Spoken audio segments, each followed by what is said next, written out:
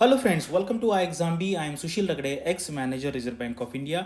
IFSC का notification कल आ गया है। आप में से काफ़ी सारे स्टूडेंट्स मुझे काफ़ी टाइम से पूछ रहे थे कि सर ये आएगा कि नहीं आएगा।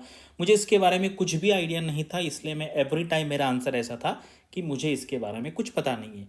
और जब मुझे पता होता है तो मैं उतने ही गारंटी से कहता हूँ कि इसके बारे में मुझे पता है। तो ऐसा कोई नहीं होता कि जो मन से कुछ भी कह देता है, ठीक है। तो ये बात आपको समझ में आनी चाहिए, अदरवाइज कोई कुछ भी कहेगा ये आ सकता है तो फिर कुछ भी हो सकता है। तो ऐसा नहीं होता है। जो इन्फॉर्मेशन है वो मैं देने का ट्राई करता हूँ, जो नहीं है उसके बारे में मैं कुछ बोलता नहीं। तो अभी ये नोटिफिकेशन आया और इसके बारे में ना मैंने जो वीडियो थोड़ा सा लेट बनाया। पहले मैं ये जो नोटिफिकेशन है इसको थोड़े से अच्छे से पढ़ने का ट्राई कर रहा था कि यार अब इसमें क्या हो सकता है। मैंने अलग अलग सोशल मीडिया प्लेटफॉर्म पे कुछ स्टूडेंट्स के कमेंट्स भी देखे, कुछ मैंने पोल भी कंडक्ट किया। तो ये जो है ना, ये नोटिफिकेशन आ गया है और आने के बाद कुछ कुछ लोगों को लग रहा है यार ये नहीं भी आता, और आता आने से कुछ इतना फर्क नहीं पड़ा। ये क्या, मैं ऐसे क्यों बोल रहा हूँ ये मैं आपको बताऊंगा। और अभी इसके बाद हमें क्या करना है, क्योंकि ऑलरेडी काफ़ी सारे नोटिफिकेशंस है वो अभी मार्केट में है। जैसे यूपीएससी का है, उसके बाद आरबीआई ग्रेड बी का है, उसके बाद सेबी ग्रेड ए का है, उसके बाद आपका ये आईएफएससी का आया है। तो इतने सारे नोटिफिकेशंस आ गए। पहले कोई भी नोटिफिकेशन नहीं था तब भी लोग परेशान थे, अभी इतने सारे नोटिफिकेशन आए तब भी परेशान है, क्योंकि स्टूडेंट्स अभी यहाँ पे डिसीजन मेकिंग नहीं कर सकते हैं इतने डिफिकल्ट सिचुएशन में। तो मैं यहाँ पे आपको कुछ क्लैरिटी देने का ट्राई करूंगा और हम एक वर्कशॉप कंडक्ट करेंगे, उसमें भी आप अपने क्वेश्चंस यहाँ पे पूछ सकते हैं। और यहाँ पर ना एक बहुत इंटरेस्टिंग मैं एक चीज़ बताऊंगा आपको। कल से कम 7-8 लोगों का यहाँ पर मैसेज आया है। कुछ लोग नाबार्ड में काम कर रहे हैं, कुछ असिस्टेंट डेवलपमेंट असिस्टेंट लेवल पे है, एक पर्सन जो है वो ग्रेड ए लेवल पे भी है।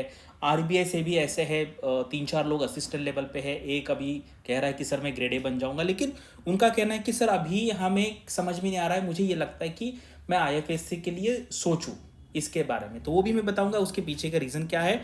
और सिलेबस वाइज भी हम देखेंगे कि ये जो आईएफएससी का सिलेबस है वो सेबी से ज़्यादा मैच करता है या आरबीआई से मैच करता है। तो अगर आपको आगे बढ़ना है तो अभी क्या करना चाहिए, तो ये सारी बातें हम इस वीडियो में डिस्कस करेंगे। तो चलो यहाँ पे वीडियो स्टार्ट करते हैं। तो अब ये नोटिफिकेशन है 2024 का, और हम इस सैटरडे को 30 मार्च को हम ये एक वर्कशॉप कंडक्ट कर रहे हैं। 30 तारीख को है 8 बजे शाम को। मैं और तुषार सर आपकी जितनी सारी क्वेरीज है उसके यहाँ पर आपको हम आंसर देंगे। और ये इसका उन्होंने अप्रोक्सीमेट डेट बोला है कि मई जून में हो सकता है, और फेज़ 2 जो है या जून जुलाई में हो सकता है। आपको पता है मैक्सिमम 30 दिन का 25 दिन का गैप रह सकता है दोनों के बीच में, फेज़ 1 और फेज़ 2 के बीच में। अभी आते हैं इसमें, ठीक है। ये है सबसे मेन इंपॉर्टेंट पॉइंट। अभी मैं आपको बताता हूँ यहाँ पर प्रॉब्लम क्या है, इस नोटिफिकेशन में प्रॉब्लम क्या है। सबसे पहले तो देखिए कि ये 10 वैकेंसी है, करेक्ट, इंक्लूड्स, ठीक है। यानी कि इसके अंदर ये 10 के अंदर 2 जो वैकेंसी है वो लीगल के लिए है, करेक्ट। वो जो वैकेंसी है वो लीगल के लिए है। अभी हमें ये पता नहीं है कि ये जो वैकेंसी ये कहाँ पे है। जो लीगल की 2 वैकेंसी है, आपको पता है कभी भी नोटिफिकेशन आता है तो जनरली 50% जो सीट्स होती है वो जनरल को जाती है, यूआर कहिए उसको, अनरिजर्व को, और बाकी किसी भी कैटेगरी में जा सकती है। यहाँ पे तो सिर्फ 2 ही है, यहाँ पे 2 है, तो एक वैकेंसी यहाँ पर जाएगी यूआर में और दूसरी वैकेंसी कहीं पे भी जा सकती है।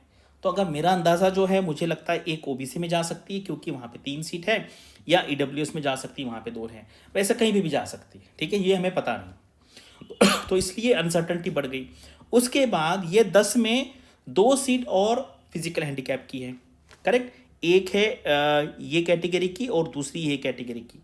अब ये कहाँ हो सकती है, और ये एक्चुअली हॉरिजॉन्टल रिजर्वेशन होता है, जिसको ज़्यादा मार्क्स मिलते हैं वहाँ पे जाता है। तो मुझे लगता है एक वैकेंसी यहाँ पे हो सकती है और दूसरी वैकेंसी यहाँ पे या यहाँ पे हो सकती है। इसका मतलब ये है। और ये जो कैटेगरीज है तो इसको तो हमें ये भी नहीं पता कि ये वैकेंसी जनरल पोस्ट के लिए है, जर्नलिस्ट के लिए, या फिर लीगल के लिए, वो भी नहीं पता।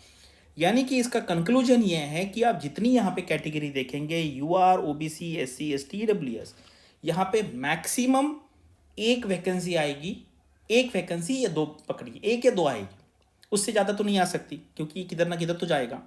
और यहाँ पे तो ऐसा है कि ये भी पता नहीं कि भाई उसके लिए वैकेंसी है या नहीं। तो इसलिए एक ही वैकेंसी मिलेगी या 2 मिलेगी मैक्सिमम, और वो भी ऑल इंडिया लेवल पे मिलेगी। तो ये कन्फ्यूजन बहुत है। तो इसलिए फिर लोग बोलेंगे कि भाई एक सीट के लिए हम कितना यहाँ पर जान डालें। ये एक है। और इसके बारे में मैंने पोल भी कंडक्ट किया था और मैंने सोचा था कि चलो यहाँ पे 3000 वोट होने देते हैं, क्योंकि 3000 एक बहुत बड़ा नंबर होता है, उससे एक जनरल ट्रेंड पता चलता है। यहाँ पे कुछ लोग झूठ भी बोलते हैं, लेकिन वो कोई भी सर्वे पकड़ लीजिए, उस पर हम किसी का टेस्ट नहीं कर सकते कि भाई आप प्रॉमिस करके बोलिए कि मैं सच बोलूँगा। तो ट्रेंड क्या है यहाँ पर कि 20% लोग बोल रहे हैं हैप्पी नहीं है। क्यों हैप्पी नहीं है? तो ये वैकेंसी तो क्या है, वैकेंसी है ही नहीं है। एक एक वैकेंसी, कुछ वैकेंसी होती क्या, वो नहीं है। लेकिन कुछ लोग आपको बोल सकते हैं कि भाई आप अकेले हो, आपको कितनी वैकेंसी चाहिए, एक ही चाहिए, तो चलो लड़ेंगे हम, कोशिश करने वालों की कभी हार नहीं होती। ऐसा करना कोई मतलब प्रैक्टिकल बात नहीं है, ठीक है। ऑल इंडिया में अगर एक सीट होगी तो उसमें क्या मोटिवेशन आएगा हमें, ठीक है। उसके बाद 30% लोग बोल रहे हैं हैप्पी, भाई कुछ ना कुछ तो आया है, कुछ नहीं है होने से अच्छा कुछ अच्छा, इसलिए वो कह रहे हैं हैप्पी है। अभी 27% लोग बोल रहे हैं कि भैया आने दो, मैं तो अपना अपना आरबीआई ग्रेड बी पे फोकस करूंगा, ठीक है। 6% लोग बोल रहे हैं कि मैं सेबी पे फोकस करूंगा, सेबी पे थोड़ा कम लग रहा है। 7% लोग बोल रहे हैं कि भाई मैं तो RBI grade B and SEBI पे फोकस करूंगा। 8% लोग बोल रहे हैं कि मैं तीनों पे फोकस करूंगा। और 26% बोल रहे हैं कि I will skip IFSC exam as vacancies are very less. तो ये लोगों का ट्रेंड है। आपको क्या लगता है, आप मुझे बताइए, ठीक है। मैंने आपको ये सिनारियो बता दिया है। और यहाँ पर मुझे नहीं लगता कि यार ये क्वालिफिकेशन इतना सारा क्यों दिया है। बहुत सिंपल है, एनी ग्रेजुएट कैन अप्लाई, ठीक है। एनी ग्रेजुएट कैन अप्लाई, बस ग्रेजुएट होना चाहिए, परसेंटेज का भी कुछ नहीं है। तो उतना सारा क्यों दिया है ये मुझे एक्चुअली यहाँ पे पता नहीं। यहाँ पे थोड़ा सा कन्फ्यूजन हो सकता है, क्योंकि कुछ सीए ऐसे बनते हैं विदाउट ग्रेजुएशन बनते हैं। आपको पता होगा, वैसे बीकॉम नहीं किया, कुछ नहीं किया, डायरेक्टली सीए बन गए, तो उनके लिए ठीक है यहाँ पे भी। लेकिन उनको क्या कहा गया है, आपका बैचलर डिग्री होना चाहिए, उसके बाद सीए होना चाहिए, ठीक है। अदरवाइज सीए को गवर्नमेंट ने पीजी डिग्री कंसिडर किया है। आरबीआई में आपको पता होगा CA is considered as a post graduation, वहां पे 55% चाहिए। तो ये है नोटिफिकेशन का जो कंफ्यूजन है, मैंने आपको यहाँ पे बता दिया कि ये कंफ्यूजन है, ये क्लियर नहीं हो सकता, क्योंकि ये अब हमें पता ही नहीं कि ये जो 2 वैकेंसी है लॉ की वो किस कैटेगरी में है, और जो फिजिकल हैंडीकैप की 2 वैकेंसी वो कहाँ पे है, ये नहीं पता, इसलिए ये कन्फ्यूजन है। अभी आगे आते हैं। अभी यहाँ पे जो सिलेबस वाला है, तो ये हमारे लास्ट ईयर के रिजल्ट थे, ठीक है। और इसके बाद ना वेटिंग में भी जितने लोग थे उसमें से नियर अबाउट 70-80% एग्जाम भी के थे, उसमें से भी आई थिंक 1-2 लोगों को बुलाया गया है, ठीक है। और अब अभी आप यहाँ पे देखेंगे तो ये हमारे जो सेलेक्टेड स्टूडेंट है उनका क्या कहना है, आप देख सकते हैं, हमारे कोर के स्टूडेंट है। तो अभी सिलेबस पे आते हैं। ये फेज 1 का सिलेबस है, और जो मैंने रेड में दिखाया है, रेड में लिखा है, वो आरबीआई से मैच करता है, ठीक है। ये मैच करता है, ये है पॉवर्टी है, इंक्लूजन है, डेमोग्राफी है, मैनेजमेंट है, फाइनेंस है, इंडियन इकोनॉमी है, ग्लोबल इकोनॉमी है, 5 ईयर प्लान है, फाइनेंशियल इंक्लूजन। और ये जो ग्रीन वाला मैंने लिखा है, ये जो ग्रीन वाला है वो आपका सेबी से मैच करता है। तो सेबी का मैच वाला कम है यहाँ पर। तो ये हो गया, ये हो गया फेज 1 का, ठीक है। ये फेज 1 का हो गया। अभी फेज 2 पे आते हैं। तो अभी जो रेड वाला है वो मैच करता है आपका आरबीआई से। बजट है, इकोनॉमिक सर्वे है, बैंकिंग है, कैपिटल मार्केट है, इंश्योरेंस का भी पार्ट हम करंट अफेयर्स में कुछ पढ़ते हैं। पेंशन में नहीं लिया मैंने, लेकिन पेंशन का जनरली कुछ अगर अपडेट आता है तो जनरल अवेयर्स पे पढ़ लेते हैं, लेकिन वो मैंने नहीं पकड़ रहा हूँ।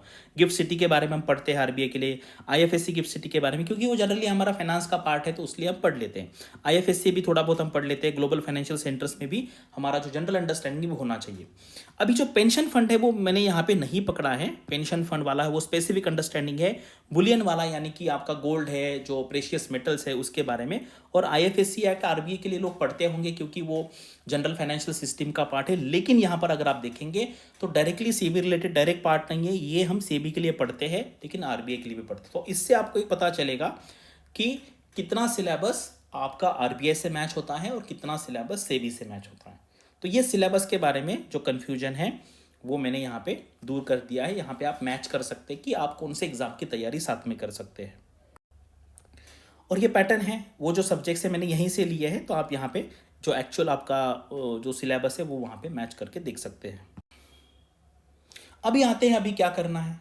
अभी एलिजिबिलिटी कंडीशन तो सबको पता होगी। आईएफएससी में तो कोई भी ग्रेजुएट भर सकता है, कोई परसेंटेज का वहाँ पर कोई क्वेश्चन नहीं है। आरबीआई में कौन भर सकता है, जिसका 60% है ग्रेजुएट में, या पोस्ट ग्रेजुएट में 55% है, या सीए सीएस सीएमए में 55% है।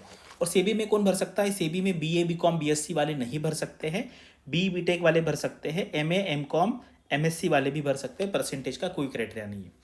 तो आप इसमें से क्या क्या कर सकते हैं, आप आरबीआई प्लस आईएफएससी की तैयारी साथ में कर सकते हैं, सेबी प्लस आईएफएससी कर सकते हैं, ओनली आईएफएससी कर सकते हैं। ओनली आईएफएससी वाले मतलब कौन से, ऐसे स्टूडेंट की जो आरबीआई के लिए सेबी के लिए एलिजिबल नहीं, यानी कि जो बीए बीकॉम बीएससी है, जिनका 60% से नीचे परसेंटेज है, वो सिर्फ आईएफएससी के लिए प्रिपेयर करते हैं, उनके पास कोई ऑप्शन नहीं रहेगा, उनको यहाँ प्रिपेयर करना पड़ेगा।